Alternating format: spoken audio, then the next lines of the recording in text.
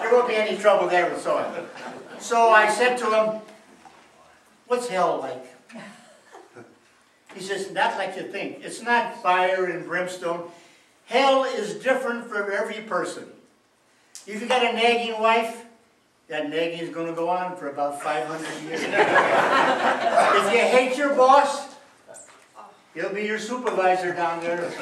The guy next door that makes fun of your grass, and when your kids step on the grass, he calls the police, he'll be next door. And you're a compulsive gambler, you go down there, you always win. It drives you nuts. You don't want to always win. Rod Serling took that for the Twilight Zone episode. You beg the guy down there, we call him Doc. That's Irish for dad. And what about womanizers? Womanizers down there, women come all over after them until you get so sick of women, you plead with Doc to put you in isolation. Movie stars like Jean Harlow and Marilyn Monroe and the whole bit. Now if you're a fussy eater down there, you got 3 meals a day of Da's favorite menu. The most foul-tasting, smelling substance, something called ikigoakimus. It is really bad. If you suffer from road rage, there you are on the road, 1-lane highway, 5 miles an hour speed limit, behind Grandma Clampett. You can't get off. You can't get off. You're on there forever. If you're dirty, if you're very neat and tidy, they put you in a pigsty with rats and bugs and the whole bit. So, that's what hell is like. Everybody, wait a second. I know people, nothing bothers them. Not a darn thing.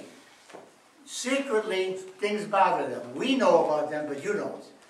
There's only been one man in the last 2,000 years that had no idiosyncrasies or foils and so on, and he was crucified on the cross. So then I said to him, well, give me a hint on where I could go out and recruit a lost soul. Stay away from Nevada. Tarkanian has the whole state. Stay away from strip joints and Lucky McGee's off-track betting. Those are all degenerates. Those are all lost already now. McGuire University crew, most of those guys are signed up already. Go to church socials. Go to PTA meetings. Go to Young Democratic Organizations. Go to something like that. All you got to do is get one husband to cheat on his wife, one wife to cheat on her husband, somebody to steal from his boss, somebody to blow all his money every week gambling, or somebody to drink himself into a stupor every night. That's all you got to do, and we'll take it from there. I'll give you a week and we'll contact you. So I got back, I got a hold of Father Smith and told him, that's not a good deal. He said, the devil never, he lies, he cheats, he connives, he doesn't deliver when it's time to deliver. He said, we can make a better deal that you can't pass up. Give me a day, he said. All right. So the next day I'm walking down the street, this guy walks up to me, he says, I'm a messenger from the Lord. Your case has been brought to my attention because you have clout. Clout? I'm a suburban Republican. I couldn't get a dog out of the dog pound. No. Your brother and sister-in-law, Jim and Joan, they have the clout up there. And they took your case. You don't have to recruit a lost soul. You don't have to do anything. And you'll be brought into the fold. Here's what we'll offer you. We'll offer you life after 85. You live as long as you feel okay. When the day comes you want to come home, let us know. We'll bring you home. Same way with Kate. We will offer you 3 healthy children, and they will all do well in the business world. And we will give you 8 beautiful granddaughters. Other families will have 8 granddaughters, but none will be more beautiful than yours. And you don't have to recruit anybody. But you won't win at Arlington and Hawthorne, and you won't win at the principal poker games. You'll win sometimes, and you'll lose sometimes, like in the past. And so I said, put me in. Can you give me a hint what heaven is like? Heaven is the land of sky blue water. Ever been to San Diego? Yeah, during the war I was there. 72 degrees, but we have the winter sports all over. And once you enter, there are no pearly gates. Once you enter and have the beatific vision, then we have a big reunion with your family and friends. We're big on reunions. We just had a Hall of Fame baseball reunion. Ty Cobb, Christy Matheson, Hannes Wagner, and all that and so on. Surprising Ty Cobb made it up there, but he did. And now we're having a football Hall of Fame reunion. Red Grange, Jim Thorpe, Walter Payton, Walter Lombardi, and George Hallis. And in the spring, your old coach, Ray Meyer, is going to have a basketball Hall of Fame reunion. So we're big on that. And your brother Jim has arranged that there'll be a reunion when you come up here for your old shipmates from the USS Case, destroyer DD-370. And last but not least, the Lord has given you permission to make a request. It's unheard of up here. Nobody ever requests things from the Lord. So I'm going to make a request. I would like the White Sox to win the World Series during my lifetime. Okay.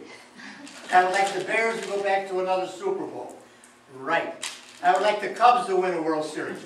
Wait a second. Wait a second. We can only do the possum.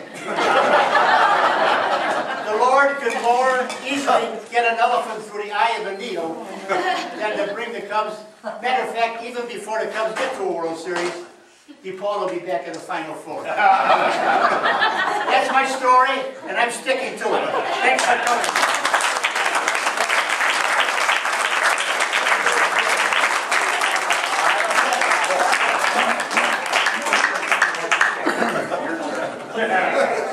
That's the Gabby McCann.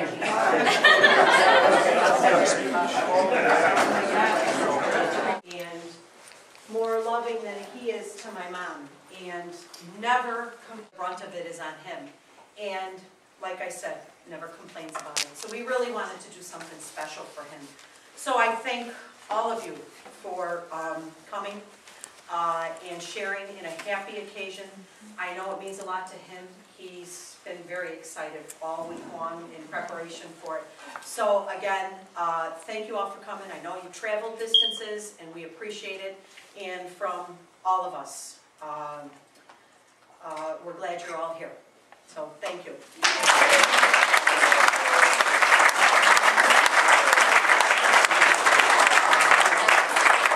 just want to echo everything that's been said, and thanks for everyone that came in. You know, it's extra special for us because, you know, we don't live in Chicago anymore and haven't for a number of years. So not everybody can be here. The world's a big place. But again, thanks. It's great seeing everyone in this kind of happy format. As we know, you know, the last number of times I've seen everybody, you know, it's been under much sadder circumstances. So this has been great. It's been great for my dad. Thanks for coming in. It's great seeing everybody.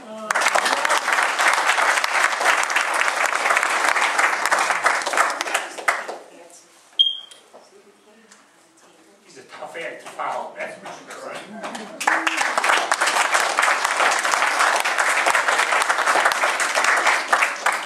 He's been a wonderful role model through the years, and it's glad to do this tonight.